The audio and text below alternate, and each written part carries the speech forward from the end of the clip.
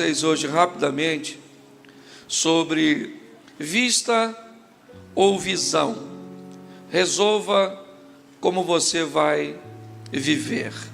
Só para você já conseguir captar, todas as vezes que eu falar a palavra vista, eu quero que você encaixe nos recursos que estão disponíveis hoje, na realidade que você enfrenta no momento, na leitura que os seus olhos físicos são capazes de captar, aquilo que você é capaz de receber como transmissão pela realidade que está ao seu redor, por aquilo que você ouve, por aquilo que você sente, por aquilo que você vê.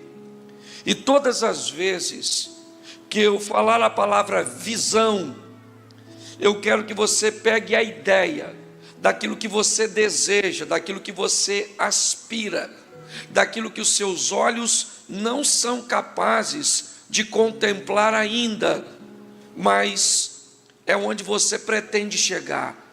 Eu gostaria que você tivesse uma ideia de que o futuro não é um tempo, o futuro é um lugar. E que você fosse capaz de se ver no tempo que você predeterminou, no lugar que você deseja. Hoje, o futuro para algumas pessoas ele é abstrato demais. O futuro para algumas pessoas é algo que elas não conseguem idealizar.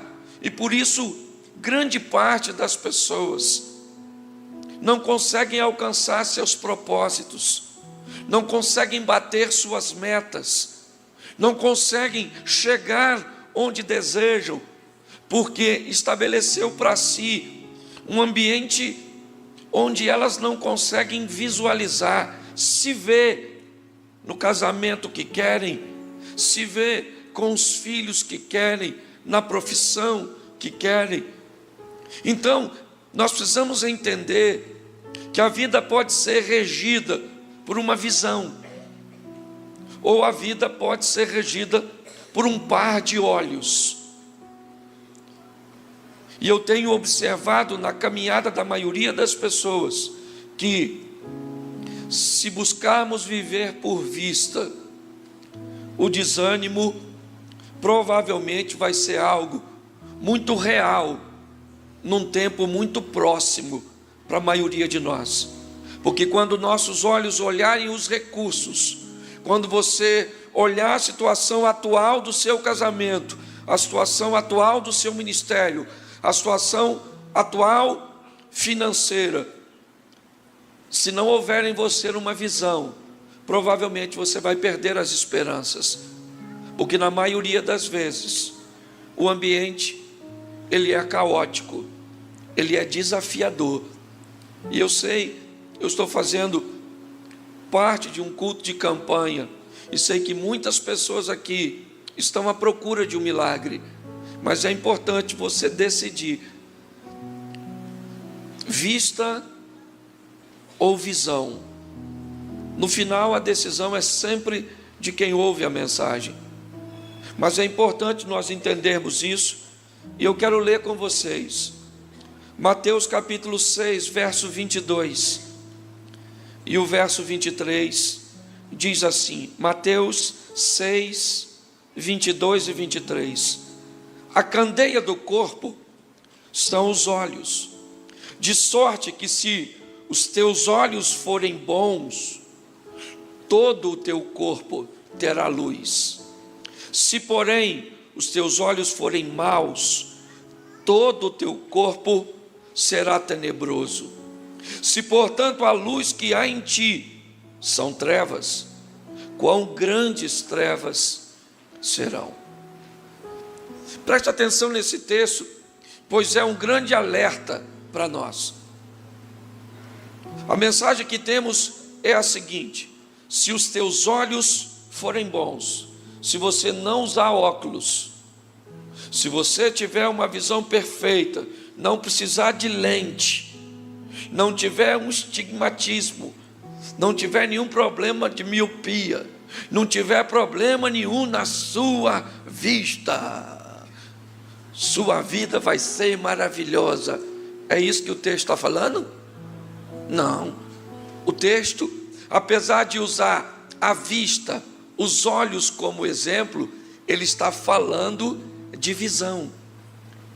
Ele diz: se você for capaz de ter uma leitura além do que os seus olhos verem, se você for capaz de criar um estilo de vida onde a ótica humana seja superada pela fé, pela ótica de um Deus que prometeu, pela ótica de uma vida pautada nas experiências com a palavra de Deus e com o Espírito Santo, se os seus olhos forem bons, suficiente para vencer o pessimismo, a crise, a adversidade, você leva seu corpo, e a conotação aqui é levar a sua vida para uma esfera de luz, porque a batalha bíblica, ela é clara: reino das trevas contra o reino da luz.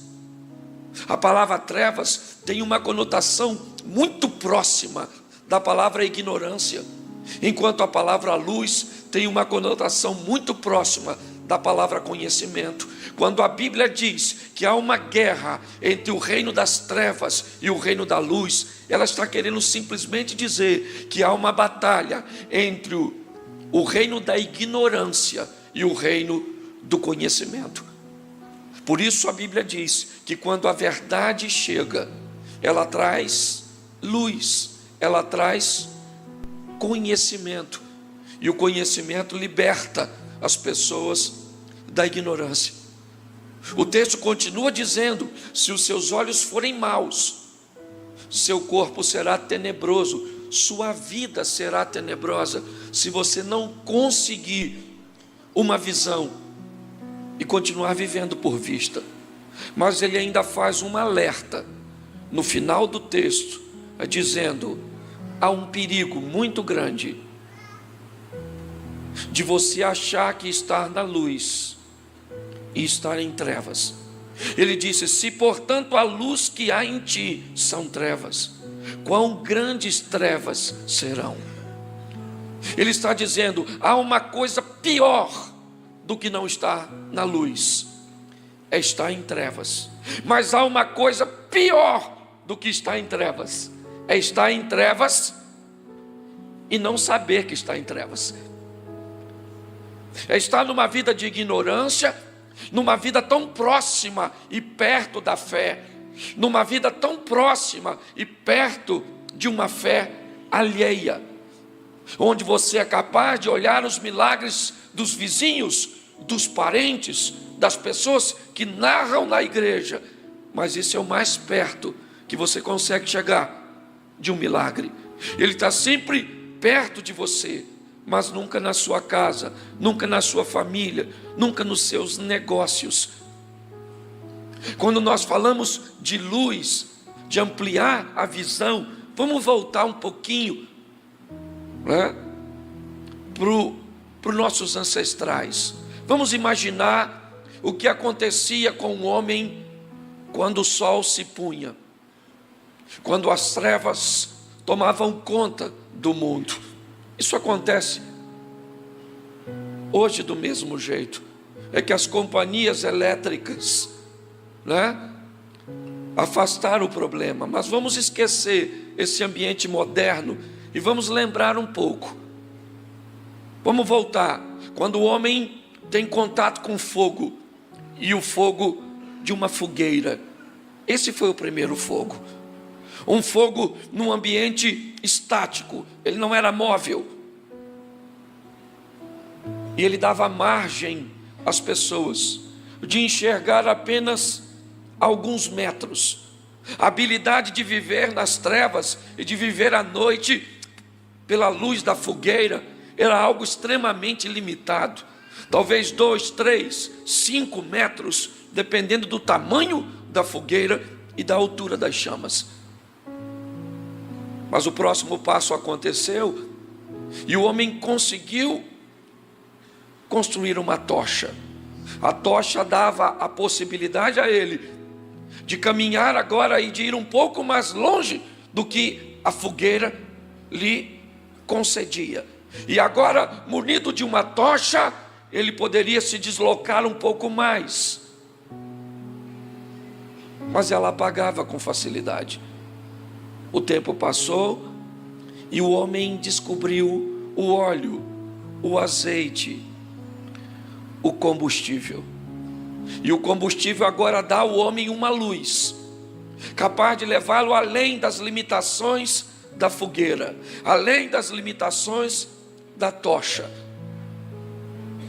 A lâmpada agora, o azeite, lâmpada para os meus pés é a tua palavra e luz para o meu caminho. A chegada do combustível, a chegada da lâmpada, a chegada do conhecimento, não conhecimento que me mantinha ao redor apenas, limitando, cerceando meus movimentos, não um conhecimento que me levava um pouco mais adiante, mas um conhecimento libertador, que ia me fazer romper as fronteiras, ir além. Essa é a proposta que Deus colocou no meu coração de compartilhar com vocês hoje. É primeiro, a maneira que Deus criou o ambiente que nós vivemos. E nós vamos ver que apesar de Deus utilizar a supervisão da vista, o mundo foi criado debaixo de uma visão. Então, se você puder abrir a sua Bíblia, vão ser textos rápidos, mas seria muito legal você anotar e depois refletir em casa.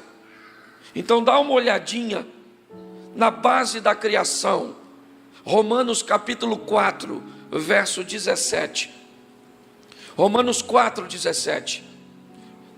O texto está vindo para cá? Não. Não, né? Então tá bom, não precisa não. Romanos 4, 17 diz assim: como está escrito, por pai de muitas nações te constituí, perante aquele no qual creu, a saber, Deus. Primeiro, né, o qual vivifica os mortos. Mas olha o final desse versículo: e chama as coisas que não são, como se elas já fossem. Essa é a base da criação. A criação, ela não é feita por vista, ela é feita por visão. E disse Deus: haja luz. Por quê? Porque a luz não existia. Quando nós olhamos a criação, ela é formatada debaixo de uma visão. É Deus chamando à existência as coisas como se elas já existissem. Presta atenção, porque isso é fascinante. A vista só faz a supervisão. No final do primeiro dia aí da criação, como é que termina o texto? E viu Deus que era bom. A vista entra simplesmente para supervisionar a visão e não para estabelecê-la. Pastor, o que você está querendo dizer? Eu estou querendo dizer que quando você diz que seu marido é um príncipe, um lorde, uma coisa de outro mundo, e ele não é, isso pode ser o quê? Uma mentira, se for ironia, ou uma visão, se for por fé. Mas quando você diz que aquela praga, cachaceiro, miserável, filho de uma égua, o filho de uma égua casou, eu não vou xingar a senhora, mas só para a senhora entender. Visão é aquilo que não se vê, é o contato da fé, é aquilo que se espera, mas ainda não está no seu campo visual. Convidar alguém a viver sobre visão é algo magnífico, porque não interessa o que está acontecendo ao seu redor, você não é movido por aquilo que está ao seu redor. Não é homem que administra a minha vida, é um Deus todo-poderoso. Então eu não tenho problema, porque é visão e não vista. Está ruim, sério que está ruim? Nossa, está ruim mesmo? O que está ruim? Pastor, a minha vida está ruim. E a sua, pastor? A minha está boa. Também a do senhor? O senhor não tem problema. Por quê? A minha mulher é igual a sua. Você acha que ela quer? É porque eu não vou vir falar disso, senão eu volto para o outro lado. Só os seus filhos que tiram nota baixa. Você acha que é só o seu? É só o seu vizinho que taca fogo no lixo quando tu lavou a roupa.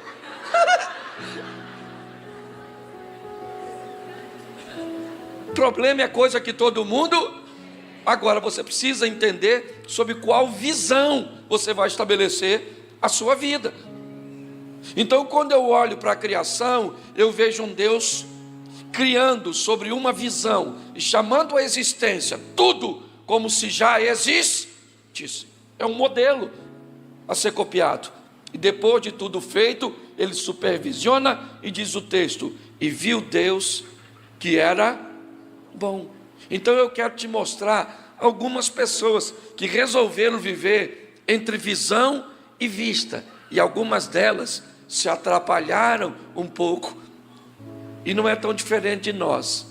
Então é só para você guardar o texto, e eu vou falar um pouquinho de cada uma.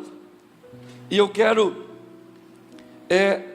ler o primeiro texto, Gênesis capítulo 12, verso 1. Ora, o Senhor disse a Abrão: sai da tua terra e da tua parentela e da casa de teu, e vai para uma terra que eu te, Deus está fazendo um convite a Abraão, sim ou não? O convite é por vista ou por visão? Vista ou visão? Porque o texto diz, você vai para uma terra que ele já sabia, sim ou não? Não, eu te mostrar, isso é uma visão, e é magnífico ver o Abrão saindo da sua terra, da sua parentela, debaixo de uma visão.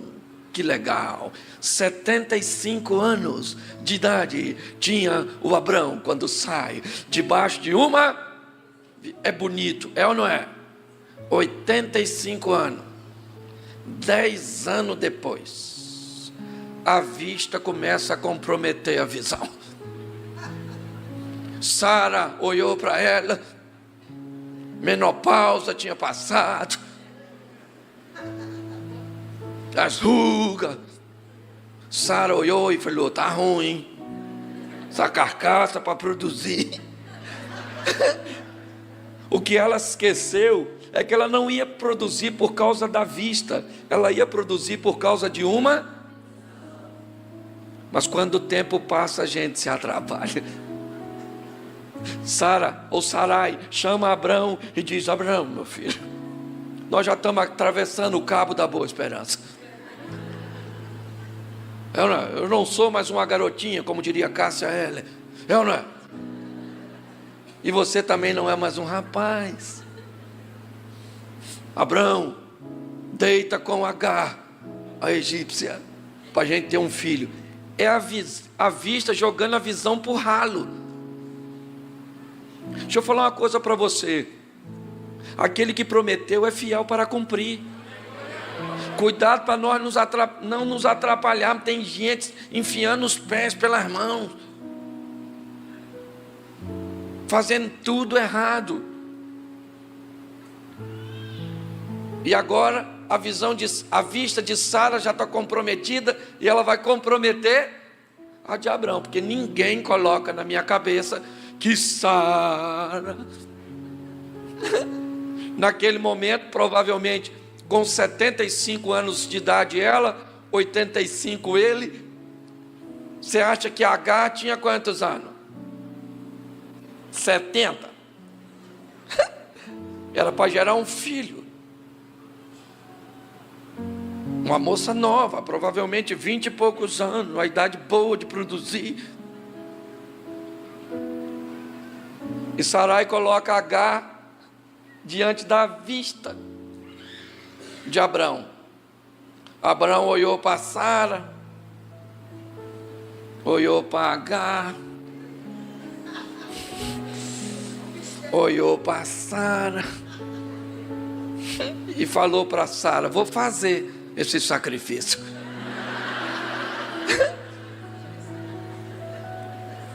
Nós vemos a vista comprometendo a visão.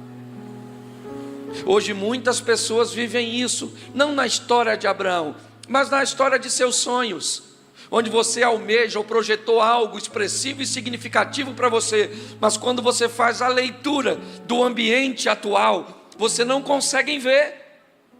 Você não consegue ver. Você não consegue ver sucesso para o seu empreendimento, para o seu sonho. Você não consegue ver futuro para o seu casamento, ou para os seus filhos, ou para o seu ministério. Você não consegue ver a porta aberta, porque muitas vezes você não consegue ver nem a porta, quanto mais aberta. O que é isso? É um movimento onde a vista toma conta de uma visão. Porque nós estamos aqui, querido, debaixo de uma visão. Porque olha o que Cristo disse, que nele seríamos mais do que... Mas hoje nós estamos vencendo, sim ou não? A grande parte de nós que estamos aqui. Não. Então, à vista, nós estamos perdendo, sim ou não? Mas na visão nós vamos ganhar, sim ou não? Então, a nossa história não é diferente daquilo que está acontecendo aqui. O grande problema é que, se não buscarmos uma proximidade, se não entendermos o fator tempo, se não aguardarmos com paciência, como diz o texto bíblico, eu esperei com paciência no Senhor, e Ele ouviu o meu clamor. Senhor, apressa-te e me socorrer. São textos que falam de tempo. Hoje muitas pessoas comprometem a visão por causa do que a vista está vendo. Foi isso que atrapalhou a história de Abrão e de Sara. Foi isso que criou até hoje a guerra entre judeus e palestinos. Algo que poderia ter sido resolvido diferente. Aí eu me deparo com pessoas que dizem: mas pastor, deveria ser assim. Eu não compartilho, eu respeito, mas para mim, Deus, como disse o próprio José, quando seus irmãos ficam assustados de descobrirem que ele é o governador do Egito, José diz algo mas importantíssimo para seus irmãos: vocês não me venderam, Deus me enviou à frente, certo? Para preparar um lugar para o povo. Ô gente, se Deus enviou um jovem para ser governador do Egito, quando Moisés é adotado pela filha do faraó, provavelmente no mover e no agir de Deus, quem é que vai tirar o povo do Egito? Moisés. E como é que ele vai tirar o povo do Egito? Com o cargo de faraó que Deus preparou para ele. Se um menino sai de um pequeno clã e se torna governador de uma nação, o faraó egípcio Moisés, ao lado de um Deus poderoso, não vai tirar o povo para levá-lo para Canaã? É lógico que vai. O que eu vejo é um sabotador de um plano perfeito. É o que foi Moisés. O que Deus faz é como um GPS, quando erramos o caminho, e diz, corrigindo a rota. Ninguém vai me convencer que o plano de Deus é um Sansão humilhado, movendo um sistema para morrer cego debaixo de escombros. Não, o que eu vejo é um Sansão que não foi capaz de discernir entre o certo e o errado, enfiou os pés pelas mãos, porque são escolhas. É sempre a vista atrapalhando a visão. Eu vi uma mulher dos filisteus e pronto. Eu vi um homem ou um soldado castigando um hebreu, e a minha vista atrapalhou a minha visão, ou a visão do que Deus tinha para mim. Hoje as pessoas se perdem nisso. Deixa eu mostrar para você outro texto, e como eu disse, anote e depois reflita. Números, capítulo 13, verso 2. Envia homens que espiem a terra de Canaã, que eu hei de dar aos filhos de Israel. De cada tribo de seus pais enviareis um homem, sendo cada um príncipe entre eles. Deus chama Moisés e diz: Moisés, envia 12 homens a Canaã, e eu quero que eles espiem me ajude aí, gente. Espie o que? Espie o que? Espie o que? Que terra? A terra que eu hei de dar ao povo. O povo vai a Canaã, representado pelos 12 espias, para fazer uma leitura da vista, sobre uma promessa de uma visão.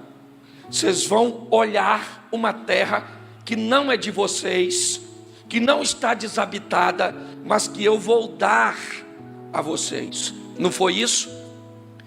Então, é uma visão sendo avaliada pela vista. Deus mandou, escute o que eu vou falar agora. Deus mandou Moisés mandar os homens observar o quê? Observar o quê, gente? Repita. Olha o que Moisés falou para os espias. Verso 18 ao 20. Moisés conversando com os espias. Vede a terra, o povo que nela habita, se é forte ou se é fraco, se é pouco ou se é muito. Tem alguma coisa errada. Deus não mandou os caras observar povo, se é forte, fraco, se é grande, se é pequeno, se é muito, se é pouco. Deus falou: eu vou dar a terra para vocês, e pronto. Só que quando um líder manda seu liderado olhar para o lugar errado, vai dar ruim. Quem compromete a visão dos espias é o próprio Moisés. Porque quando uma liderança ensina seus liderados, quando o povo não sabe olhar para onde deve olhar, ele tem medo, ele não tem iniciativa, ele bloqueia. Deus diz: olha a terra, esquece o tamanho dos caras, esquece a quantidade dos caras, porque vocês não vão entrar nessa terra pela força do braço de vocês, vocês vão entrar nessa terra pela visão que eu tenho para a vida de vocês.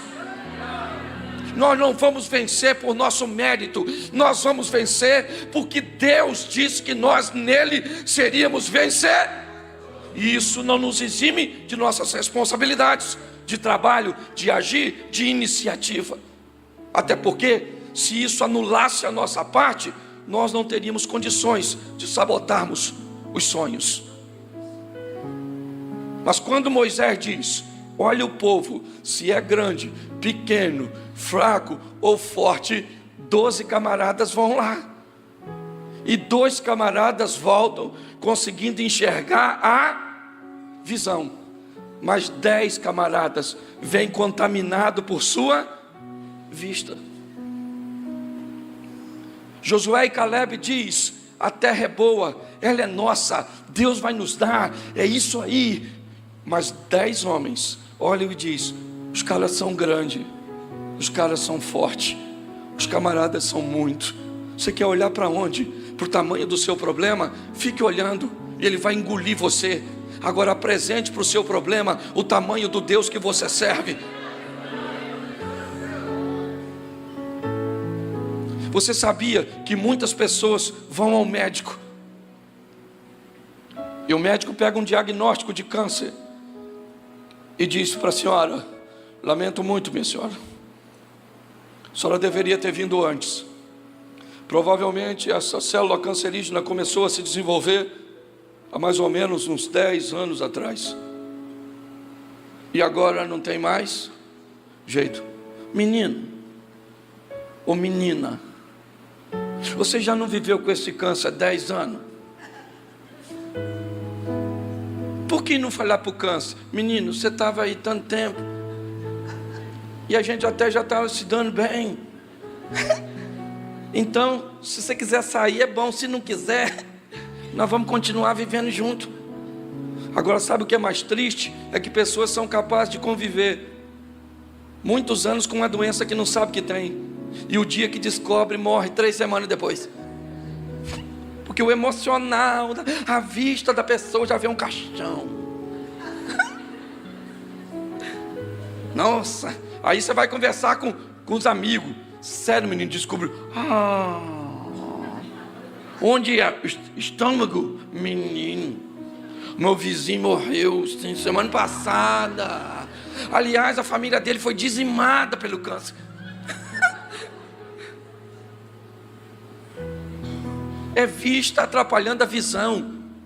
Vai conversar com quem tem visão e vai dizer para você: o Deus que você serve é o Jeová Rafá, é o Deus que cura, Ele provê todas as coisas. Se Ele vai te curar, eu não sei, eu só sei que esse câncer não vai te matar. Menino, é a mesma coisa.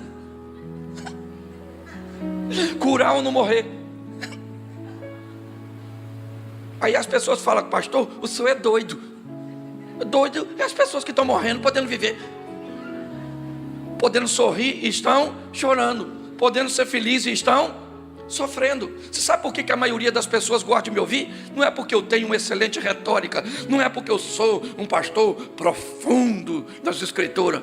Elas gostam de me ouvir por uma coisa: elas descobriram que eu encontrei algo que todo mundo quer: felicidade. Porque eu aprendi a ser feliz. É só isso. Entendeu? E se amanhã o senhor morrer? Menino, eu nasci pelado e careca, hoje estou vestido, comprei cabelo. É ou não é verdade? Escute só, olhe bem. E se eu partir dessa vida, vou morar com o meu? Eu estou no lucro. Visão não é vista. Eu preciso impulsionar as pessoas a viverem. Estão ensinando pessoas a olharem para o local errado. Pare de olhar com esses olhos seus e dar sentença.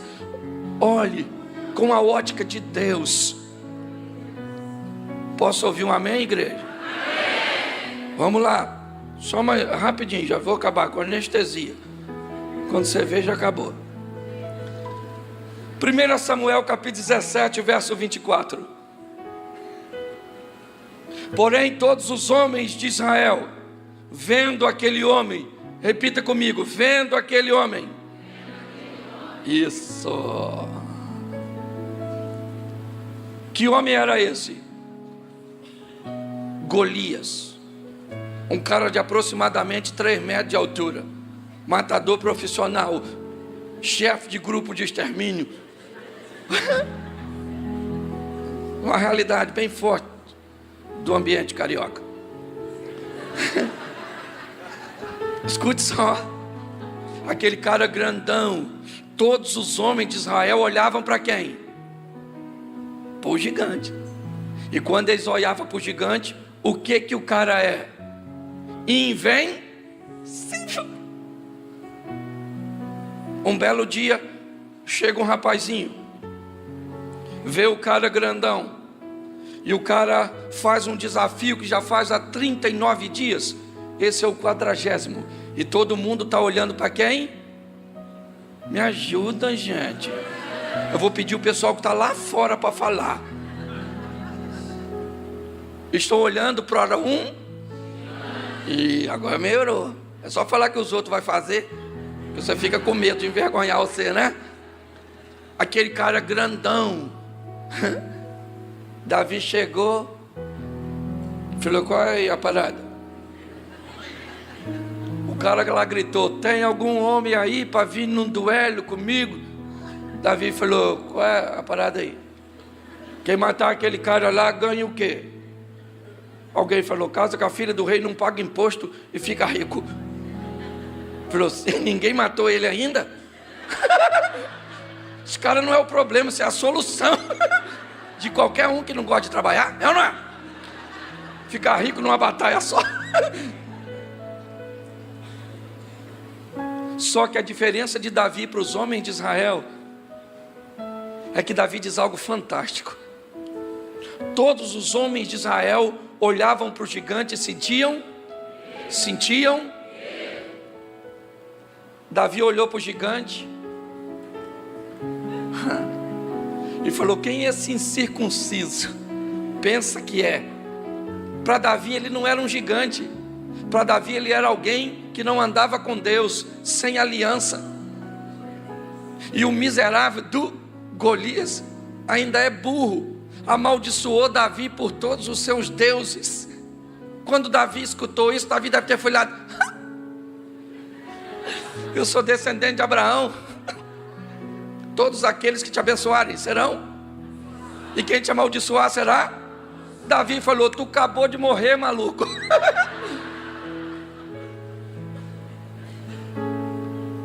É uma visão.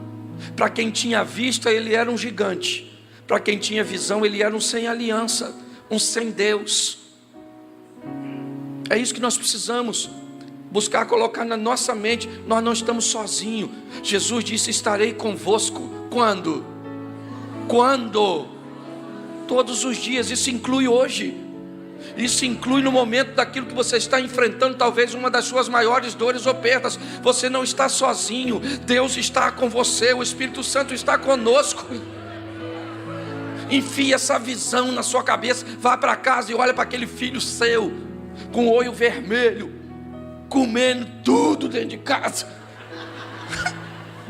Me parece esmeril, que encosta, come, com droga até o... Espera aquele menino dormir, vai lá do lado da cama dele e faça assim, ó: ai meu Deus do céu, o que vai ser da vida desse menino? Oh Jesus, não mereço. Ou vai lá e faz assim: Senhor, está aqui, ó, é meu. Provavelmente puxou o marido, para não ter juízo assim, mas a culpa não é minha. Eu não criei filho para ir para o inferno. Meu filho, antes de ser meu, é do Senhor. E a droga não vai levar, ninguém vai matar, porque ele é teu. E eu profetizo vida na vida do meu filho. Aí termino de fazer a oração. No dia seguinte, encontra a comadre. Eu odeio comadre, porque comadre e jararaca é a mesma coisa. Comadre, menina, meu menino chegou ontem à noite, drogado, meu Deus, sujo, fedorento, comeu tudo, até a embalagem do biscoito. Mas aí a comadre: é, menino, esse menino seu, só Jesus. Eles falam só Jesus, mas com um sarcasmo tão grande, que Jesus é um só Jesus como nem Jesus. Se você olhar o tom da palavra, ele é irônico, é ou não é? Reclama do seu marido para uma comadre: é, menino, homem é tudo assim mesmo, só Jesus na vida desses homens. É melhor abandonar as comadres e arrumar um relacionamento com Satanás, não é verdade? Ele é menos perigoso do que essas palavras nocivas de derrota. Amplie sua visão. Não interessa o tamanho do gigante, ele não tem aliança. Você está com Deus, Deus é contigo. A vara e o cajado do Senhor é o que te consola. Gênesis, capítulo de número 37. verso 7, estávamos amarrando os feixes de trigo no campo, quando o meu feixe se levantou e ficou em pé, e os seus feixes se ajuntaram ao redor do meu e se curvaram. Preste atenção, Gênesis 37, estávamos amarrando os feixes de trigo no campo, quando o meu feixe se levantou e ficou em pé, e os seus feixes se ajuntaram ao redor do meu e se curvaram diante dele. Capítulo 42, verso 6. José era o governador do Egito, e era ele que vendia o trigo a todo o povo da terra.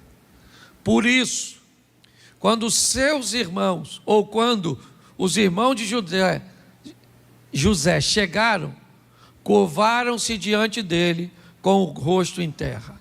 José era governador do Egito e era ele que vendia o trigo a todo o povo da terra. Por isso, quando os irmãos de José chegaram, curvaram-se diante dele com o rosto em terra. Feche os seus olhos. Senhor nosso Deus e Pai, em nome de Jesus, continua falando conosco e usa-me, ó Deus, como um canal de bênção, em nome de Jesus. Você pode dizer amém? Amém. Eu preciso falar com você da história de um dos homens mais constantes que eu vejo na Bíblia. Um dos homens mais seguros de si, bem posicionados.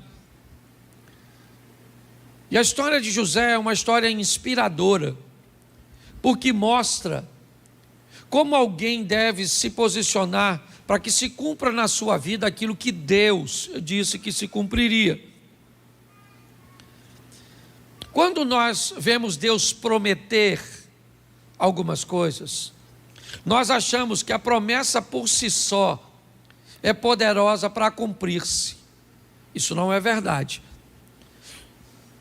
Isso só vai acontecer em casos fora da regra, onde a soberania de Deus, ela vai precisar se estabelecer. Por exemplo, Jesus foi categórico ao dizer: de todos aqueles que foram entregues a mim, apenas um se perdeu. E ele só se perdeu porque já havia sido predito que um se perderia. Aí é soberania. Aí não tem jeito. Um se perderia. Deus só não disse quem era. Mas todas as outras vezes, nós vemos pessoas com promessas que às vezes não vivem a promessa, ou não vivem no modelo cuja qual ela foi estabelecida. Ou seja, Deus te prometeu, está prometido, está. Ele não é homem para que minta, nem filho do homem para que se arrependa. Mas a sua posição precisa condizer com a promessa que você recebeu. Para mim não faz sentido um Deus que levanta um cara para ser forte, para libertar o povo, certo? Da mão dos seus inimigos, com o propósito de humilhá-lo com cegueira, de humilhá-lo com escravidão. Não faz sentido. Para mim a história de Sansão, ela não era essa, não. Para mim o que Deus havia escrito sobre Sansão é: Sansão será um cara forte, obediente e vai livrar o povo da mão do inimigo. Essa era a promessa. Mas Sansão cometeu alguns erros conscientes, porque ele cometia o erro e não mencionava a seus pais, o que indica que ele sabia o que estava fazendo, mas sonegava informações. E aí então ele cumpriu o propósito, cumpriu, mas cego, escravo girando um moinho. Que fique claro.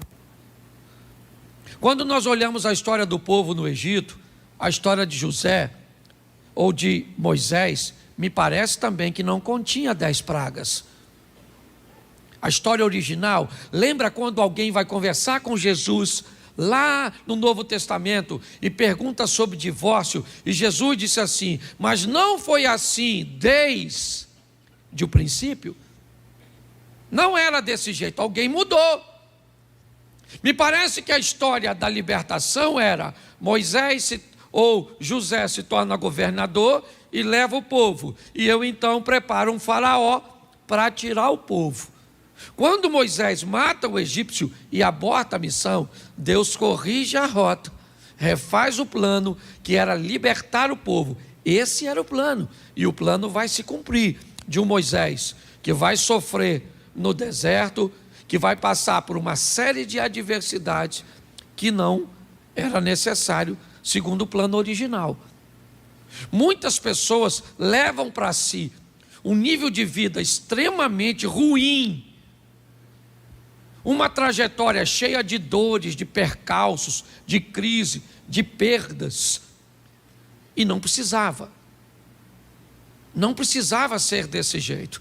Todas as vezes que você vê alguém sofrendo, ou não vou dizer todas, porque algumas pessoas, e eu vou mostrar isso com José, sofrem de forma injusta, mas a maioria delas estão colhendo aquilo que plantou. Essa é a grande verdade. E aí, quando a dor vem, se você parar para observar, na maioria das vezes você enxerga um culpado, e ele não é Deus. É exatamente você, nós mesmos, a nossa ação. Presta atenção na história desse cara, porque quase 20 anos antes, ele escuta Deus falar com ele através de sonhos. Um dia, você vai estar em pé, e todos os seus irmãos vão estar curvados diante de você. Essa foi a promessa, vindo através de um sonho. No capítulo 42, quase 20 anos depois, José se vê parado como governante do Egito, e os seus irmãos dobrando os seus joelhos diante dele. Ali se cumpria a promessa do capítulo 37, acontece no 42. Mas o que José teve que fazer para viver isso? É isso que eu quero ver com você, porque provavelmente você já deve ter recebido inúmeras promessas, inúmeros lugares que você passou, de gente que não te conhecia, que não sabia quem você era, que não conhecia a sua história, te deu uma palavra profética para o futuro,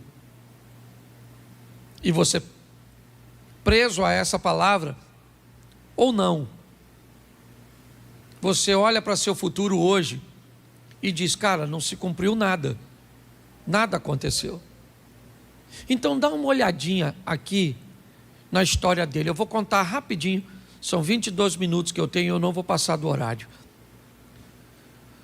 Primeiro vamos olhar o pano de fundo dessa história.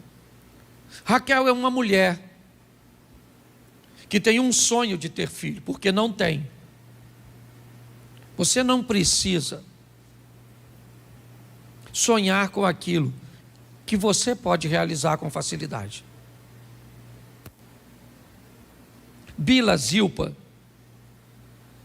as concubinas, e Leia, elas conseguem gerar com muita facilidade. Das 4 mulheres de Jacó, 2 esposas e 2 concubinas, 3, com muita facilidade têm filhos.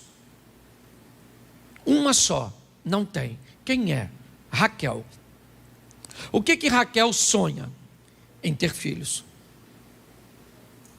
Para ela é algo dificílimo, impossível. Lia ou Leia nunca sonhou em ter filhos. Não. Bila nunca sonhou em ter filhos. Zilpa nunca sonhou em ter filhos. Elas simplesmente tinham. Elas se deitavam com Jacó e tinham filho. E a Raquel se deitava e não tinha. E as outras deitam e tem. E ela deita, não tem. Aquilo começou a gerar em Raquel o desejo cada vez mais forte de ser mãe. Ela sonhava com aquilo. Aliás, ela perdeu a vida num parto, de tanto que queria ser mãe. o que não era nenhuma novidade. Uma das coisas que mais matava mulheres, né, no mundo antigo era o processo do parto. Ela sabia que a vida estava em risco. Quem sabe, inclusive, ela não gerava exatamente porque Deus a amava. Mas o sonho dela era aquele. E de tanto ela lutar pelo seu sonho, porque sonho é isso. Sonho envolve luta, dedicação, afinco, empenho, trabalho. De tanto, eu acredito até que ela se deitava com o marido, nem para ter prazer, mas ela se deitava pensando, oh meu Deus, um filho, até que ela teve, engravidou do José. E eu acredito que José é o único filho de Jacó que sonha, exatamente porque a mãe dele sonhava. Provavelmente a mãe dele dizia, meu filho, você é fruto do meu, eu lutei muito, porque tudo aquilo que nós lutamos muito, nós temos orgulho de dizer. É ou não é verdade? Eu lutei muito para ter minha casa, eu lutei muito para me formar, eu lutei muito para me casar, eu lutei muito para formar meus filhos, eu lutei muito. Agora tudo que não tem luta nenhuma, você nem fala direito, porque é fácil. E me parece que esse menino cresceu ouvindo falar de sonhos. Sonhos. Sonha, meu filho, sonha grande. Meu filho, sonha grande. Você pode sonhar. Vamos lá, meu filho, sonha. Zilpa nunca disse isso. Nem Bila, nem Leia.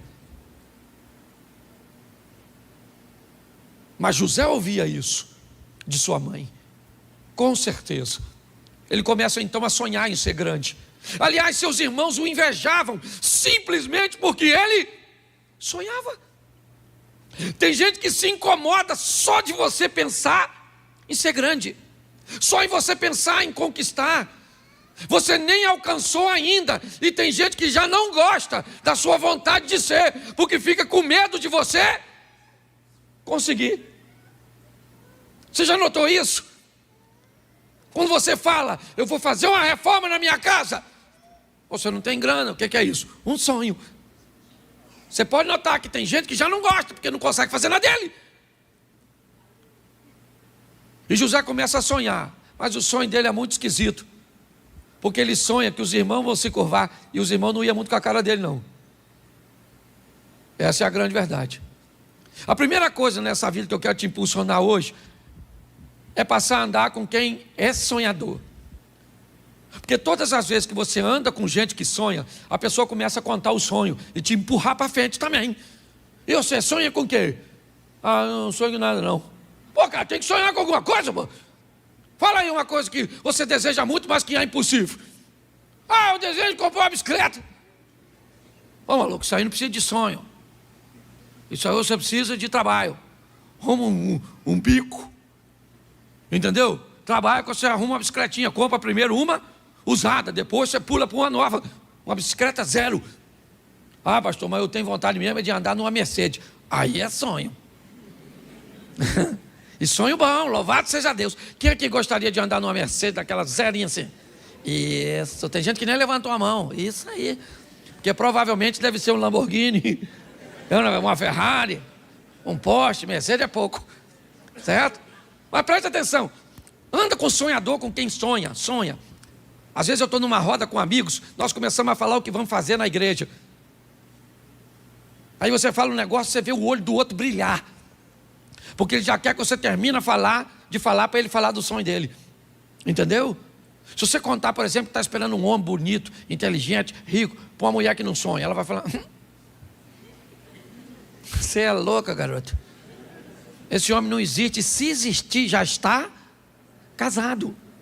Agora conta para uma mulher sonhadora. Ah, eu quero um homem louro, alto, dos olhos azul, assim, rico. E você pode olhar na cara da sonhadora que ela fica assim, ó. O que é isso? É vontade de falar do céu. Você termina de falar, eu quero louro, não quero moreno. 1,83 m, não quero nem 84, já falei, certo? Que era assim.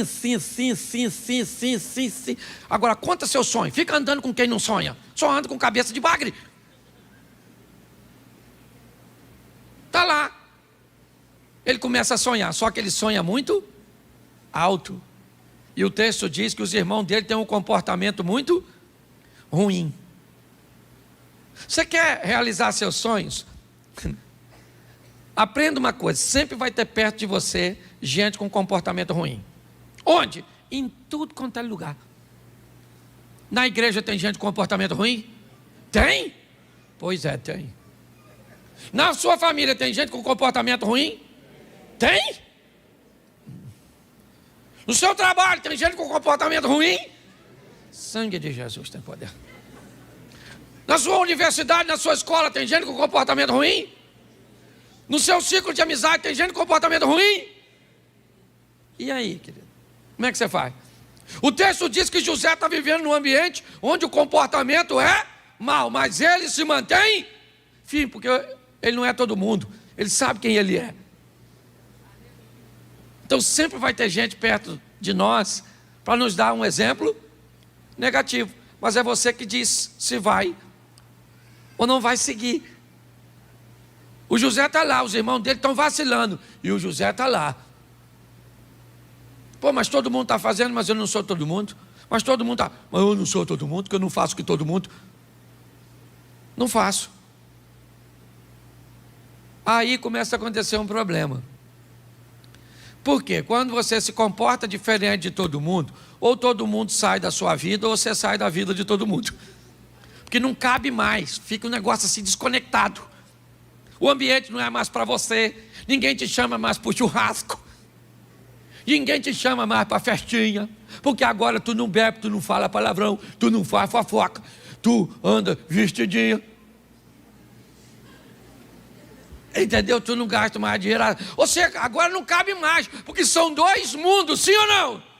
E aí, a vida, olha só, os irmãos de José não gostam do Zé.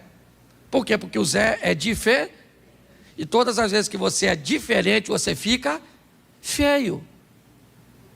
Cirne. É a história do patinho. Lembra do patinho? Quac, quac, o patinho feio. Ele era pato? Sim ou não? Sim ou não? Bom, gente, vocês não conhecem nem fábula infantil? Se eu cantasse agora aqui, levanta e vai de ladinho, todo mundo canta. Mas o patinho, tu não sabe? A pata teve uns patos. Dentre os patos tem um pato diferente. O pato não parece com os outros. E quando um pato não parece com os outros patos, ele é o quê? Feio. Porque no trabalho, se você não for igual a todo mundo e fazer o que todo mundo faz, você fica feio. Entendeu? Faça o que todo mundo está fazendo. Pense o que todo mundo está pensando. Isso, compre batom. Hipnotiza. Essa é velha. Só os fossilizados riram. Os mais novos sabem nem o que eu estou falando. Você entende? Para pensar. Todas as vezes, você muda de postura, você fica feio. Você fica fedido. Ninguém quer mais ficar perto de... O que é a vida? Tirando de perto de você quem não cabe no seu presente. Porque Deus quer te levar para lugares que pessoas que estão hoje não cabem na sua vida. Deus quer te levar para viver determinadas coisas que costumes, hábitos, lugares não cabem mais na sua vida. Não interessa se é certo ou se é errado. Os outros podem ir, você não pode, acabou. Por quê? Porque não pode, não cabe na sua vida. Os irmãos falaram assim, nós não aguenta mais o Zé. Esse sonhadorzinho. Sonha com sol, com luazinha, com estrelinha, com molinho, e nós não sonhamos com nada. Então o que é que nós vamos fazer? Tirar esse cara de perto da gente. Ninguém quer mais se relacionar. Ah, pastor, ninguém mais quer falar comigo. Meus amigos foi tudo embora. Pois é, querido, é Deus removendo gente para levar você para o lugar que Ele quer que você esteja. Acabou. Para de chorar por gente que não cabe no seu futuro. Amanhã Deus pode trazer de volta. Porque quando Deus quer mudar a vida das pessoas, lembra? Abraão, faz o quê? Sai da sua terra e da sua parentela. Rutinha, sai do território de Moabe. Agar, saia do Egito. Entendeu? Você, saia desse estilo de vida. E eu vou levar você para onde as coisas estão acontecendo. Onde elas estão acontecendo? Ele vai ser governador, pois sonha com sol e lua. E ainda tem estrela que indica direção. Porque nessa vida, para você vencer, você precisa de governo e direção. Os irmãos de José vão vendê-lo. Gente, essa é uma das estratégias mais poderosas do diabo. Fazer os irmãos do José vender o José. Por quê? Porque aí corre o risco de ele ficar magoado, ressentido. Porque o que mais paralisa pessoas é o quê? Parente, gente de casa que te machucou, que te feriu, que abusou de você, que fez uma fofoca.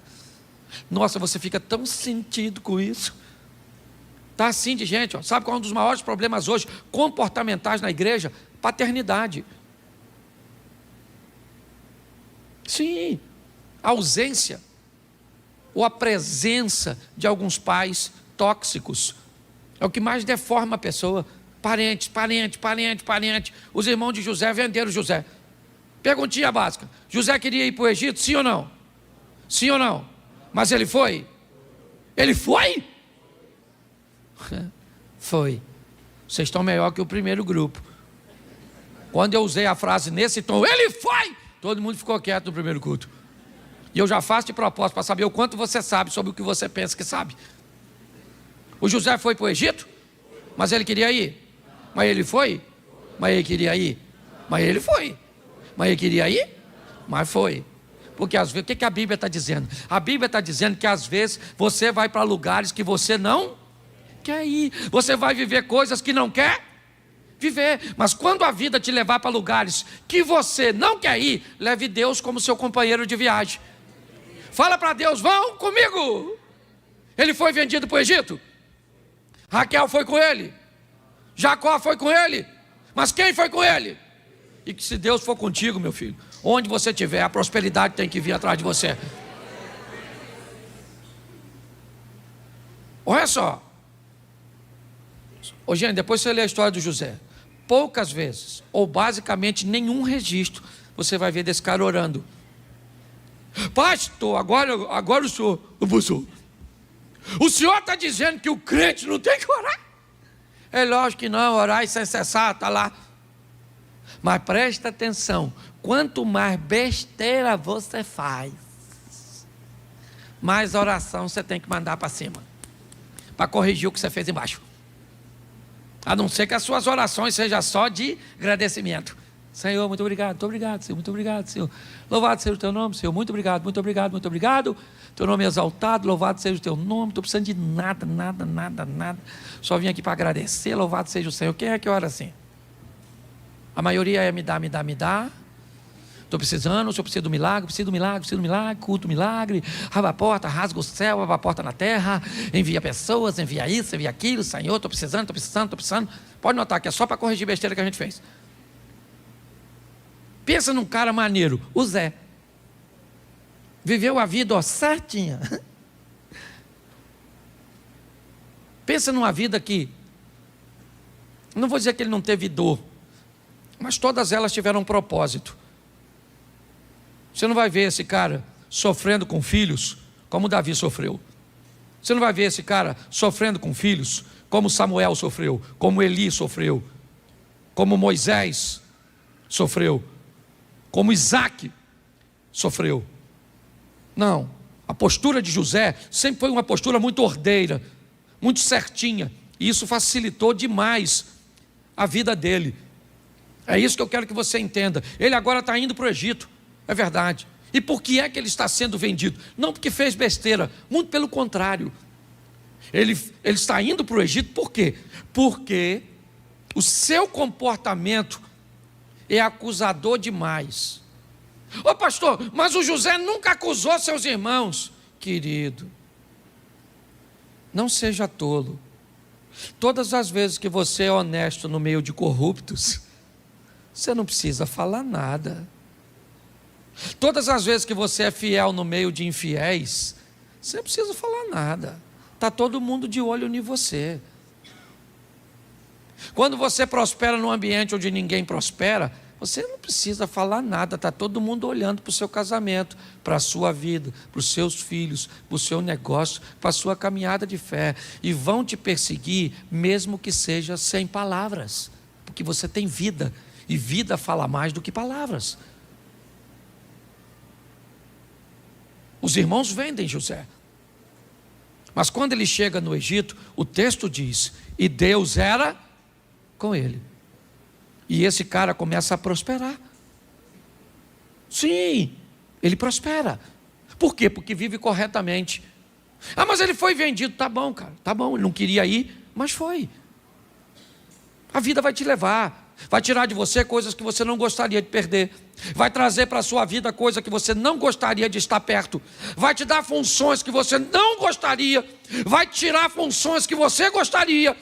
Porque isso é Deus agindo, movendo, fazendo em nós o desejo dele e não o nosso. Ele agora está lá como escravo na casa do Potifar, que fica maravilhado com José, que notou que Deus é com esse rapaz, um escravo promissor, em ascensão. Mas na casa de Potifar, também tem uma mulher que vai gostar do José. A mulher do Potifar. Ela queria o José. Ela gostou dele. É um rapaz legal. Trabalha na casa dela. E ela está de olho no Zé. E provavelmente José começou a ficar de olho nela, porque ele não é cego.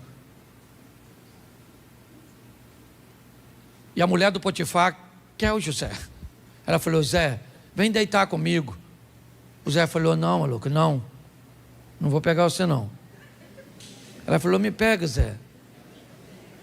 E o Zé falou: não pego. Não que eu não queira, ou não posso. Porque é isso, às vezes você quer, mas não pode, que não tem esse negócio de não querer não, meu filho. E a mulher ficou olhando para mim como se vocês não olhassem também para outro homem. Tudo vai querer me enganar? Vocês são gente, quando passa um homem bonitão, fala sério que vocês não olham. É que vocês são dissimulada. Você olha sem os homens notar. O homem é bobo, trouxa, a mulher passa, ele faz assim, ó.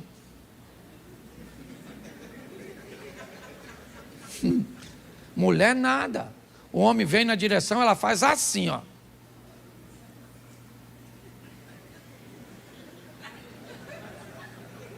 Três olhadas, já olhou tudo. O marido dela nem viu. Na primeira olhada ela escaneou o malandro. A segunda olhada ela comparou com o marido. A terceira olhada ela reprovou o marido. E o marido nem notou. Estou falando de desejo não, estou falando de gente. Gente! O José queria pegar ela, sim ou não? Sim ou não? Devia ser gostosa? Bonitona? Porque era para acabar com o sonho do Zé. Entendeu, querido? O diabo vai botar coisa feia perto de tu não, maluco. Abre esse olho seu. Fica de olho nas oportunidades que o diabo vai criar para derrubar você. Aquela mulher falando: vem Zé, vem Zé. E o Zé não, maluco. Caraca, que dificuldade, essa maluca é doida. Caramba, Senhor, me dá a força para não pegar essa maluca. Rapaz, nossa, porque é assim, querido. Você está rindo de você mesmo. Eu não sei qual é a área que o diabo vai criar para. Até que a mulher agarrou o Zé. Não conseguiu. Agarrou o Zé saiu correndo, deixou a capa para trás. E se tem uma coisa nesse mundo, deixa eu ver como é que eu me posiciono. Que é um troço complicado. É uma mulher menino. A mulher montou o escândalo. Socorro! Tarado do Egito tentou me agarrar e tal. E o Zé, ó, saiu correndo. Aí quem chegou? O Potifar. Potifar chegou e falou: o que se passa nesse ambiente? Ela falou: o quê? O Zé tentou me violar. O Potifar sabia que Zé não ia pegar. Zé era um cara maneiro, mas ele precisava tomar uma providência. Então mandou prender o Zé. Lá vai o Zé preso. Ele tentou agarrar a mulher assim ou não? Injustiça ou não é? É ou não é? Ele é um cara obediente ou não é? Então quer dizer que obedecer coloca você sempre no ambiente de justiça? Sim ou não? Claro que não. Às vezes você faz tudo certo, parece que o mundo vira contra você. Mas fica quietinho no certo, que aquele que há de vir virá e não tardará. Não muda de postura não, que Deus está querendo se revelar a seu favor. Tem gente que fica revoltadinha. Então agora você vai ver. Vou sair, vou beber todas, vou pegar todas, vou para o inferno, o senhor vai ver. Parece que o prejudicado é Deus. Tem gente muito engraçada. Diz que vai para o inferno para Deus ficar com remorso. Eu digo, no final de tudo eu destruo o Satanás, eu sei tudo junto e acabou o problema. Pois é, o Zé foi preso, coitado. Injustamente, sim ou não? Sim ou não? Isso. Quando alguém faz uma coisa que você não merece, fica calado. Quando alguém faz alguma coisa que você merece, muda de postura. Se alguém falou algo que você fez, não reclame, muda de postura. Se alguém disse algo que você não fez, cale essa boca, porque Deus vai agir a seu favor. Entendeu? Então das duas você não precisa falar nada. Ou você muda de postura e fica quieto porque você precisa mudar. Por exemplo, os outros me chamavam muito de palhaço. Por quê? Porque eu passava quase o culto todo contando história engraçada. Seu palhaço, lúdico, nem sei o que é, mas é quase igual palhaço. Na boca dos intelectuais, lúdicos. Um dia eu fui assistir um negócio meu, uma palestra minha, um DVD, eu falei, sangue de Jesus tem poder. Isso é um circo. E eu vi que o pessoal estava falando de mim, era diminuir. Não acabei porque Deus me chamou de bobo da corte. Falei com ele, pô, senhor, o senhor não está vendo que brinca assim? Me dá uma mensagem séria, assim, uma coisa mais centrada. Curve as vossas frontes, porque o Espírito de Deus vai descer neste lugar. Isso, aleluia. Não é minha área não é, minha área é a área da alegria. E eu fui falar com Deus, Senhor. Ele falou, você é meu bobo, Cláudio. Eu sou o rei e você é meu bobo da corte. Faz o que eu mando e cala essa boca. Você ri porque não foi tu. Aí eu aprendi, falei, quer saber, eu vou fazer o que Deus mandou e dane-se. Quem não quiser que vá para outra igreja, tem um montão aí nas esquinas aí, vai para o inferno, mas que vá. Eu vou mudar, porque Deus me deu uma missão, eu vou agora querer fazer o que os outros fazem. Então aprenda isso, tenha maturidade. Se os outros vão gostar ou não, o problema não é seu, é deles. Agora o cara está lá preso, no meio dos bandidos. Chegou e falou o quê? Sou inocente. O que os bandidos falaram? Todo mundo que é. Ninguém aqui fez nada. Fez você, matou fulano? Não tô nada. Armação. Quando José chega na prisão, sabe o que acontece com a prisão? Muda. Porque onde o cara chega, Deus chega com ele. E onde Deus chega com você, o ambiente tem que mudar. Fica mais leve, o pessoal começa a sonhar. Um copeiro que sonha, um padeiro que sonha. O negócio está ficando legalzinho. Porque Deus é com José. Porque por onde ele for, Deus vai com ele. Lá ele queria sair, estava satisfeito não. Ele ficou chateado. Muito tempo preso, ele falou com o copeiro, quando o copeiro for solto. Pô, cara, fala pro faraó lá que eu não sou tarado não. O cara esqueceu dele. Ingratidão. Você aprende a sobreviver isso. Gente ingrata. Você faz muita coisa pela pessoa e na hora que você mais precisa, a pessoa lhe vira as. É desgraça demais para um Zé só. Mas eu gosto do Zé, que ele não fala nada do copeiro. Não fez uma fofoquinha, pelo menos não deixou registrado. Passou o tempo, o faraó sonhou. Quem é que interpretava o sonho? O José. Aí o copeiro lembrou, quase 2 anos depois. Ih, caraca, lembrei do Zé. Caraca, era para ter lembrado 3 dias. Ih, perdi a amizade. José agora sai da prisão. Estão gravando isso? Beleza. José sai da prisão para o governo. Entendeu? Agora ele governa. Eu não falei nada. Não era nada disso, não era isso que vocês estão pensando. Também não vou consertar, não. Deixa quieto. Eu só não queria ser incoerente com o meu discurso. Tá. Agora José está governando. Quando ele assume o governo, sabe onde ele vai? Na casa do Potifar. Foi lá com o Potifar. Chama o Potifar aí. Chama o Potifar e a maluca da mulher dele. Fala que é o Zé, governador dessa jossa toda agora. Fala aí agora, maluca, que eu tentei te agarrar aquele dia. Fiquei preso um tempão por sua causa. Fala, não peguei você porque não quis. E você cala a boca, chifrudo. Ele fez isso sim ou não? Ele fez isso sim ou não? Porque quando Deus te der vitória, não é para você esfregar na cara de ninguém. Tem gente que está afinzão de vencer. Sabe para quê? Para esfregar. Para você que não acreditou em mim, vence não. O propósito de vitória não é esfregar na cara dos outros. O propósito de vitória é que o nome do Senhor seja glorificado através da sua vida. Pare de ficar preso ao passado. José agora é governante e pronto. O tempo passou, quem é que vem visitar ele? Os irmãozinhos com aquelas carinhas de foinha. E o Zé está lá em pé, ó. Quando ele viu os irmãos, mas ele ficou com uma raiva tão grande. Eu gosto disso, quando eu vejo humanidade nos personagens bíblicos. Eu gosto disso. Eu vi o Zé falou, me venderam essas pragas. Aí agora, ó, vem. Os irmãos falaram, viemos fazer cumprir. Ele falou, vocês são espiões. Não somos, cala essa boca, que quem manda aqui sou eu. Prende esses espiõezinhos. Prenderam. 3 dias depois a raiva passou. Eu gosto disso, que ele só mandou prender. E aí deu tempo das coisas se assentarem. Aprenda uma coisa nessa vida: evite decisões em momentos tempestivos. Nunca resolva nada quando você estiver muito feliz. Nunca resolva nada quando você estiver muito triste. Os dois extremos podem te levar a prejuízo. Os irmãos se dobram diante de José. Capítulo 42. E agora, a Bíblia se cumpriu, sim ou não? Sim ou não? Mas ela não disse o que José vai fazer depois. Deus entrega de novo na mão de José aqueles que o venderam, que não gostavam dele, que falavam mal dele, mas não disse o que ele deveria fazer. Está aí, ó. Você agora é o governador e esses caras estão na sua mão. Quando José se revela para seus irmãos, os irmãos dizem, cara, e agora?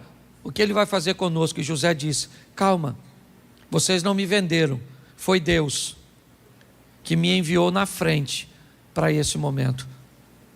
Eu queria deixar para nós hoje, porque essa palavra fala muito ao meu coração, em primeiro lugar. A vida está esperando por você, para que você tome decisões assertivas.